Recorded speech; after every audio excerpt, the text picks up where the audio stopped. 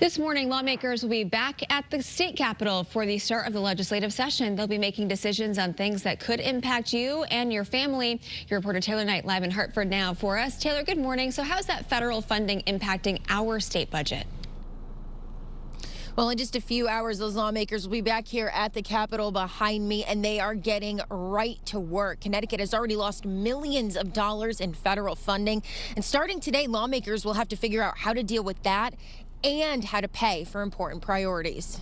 Federal funding has already been cut for Medicaid and food assistance, and an emergency fund has been set up. So far, about $200 million has been spent, but Connecticut is also facing nearly $150 million in cuts to public health, mental health and addiction services, and education.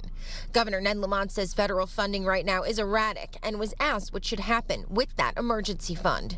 I want to see it continued, through the end of the next fiscal year. So we just have a little more flexibility in case something sudden happens. After the governor's speech, the Senate will vote on whether to keep that emergency funding in place, and then the House will vote on it tomorrow. Your reporter live in Hartford, Taylor Knight, Channel 3 Eyewitness News.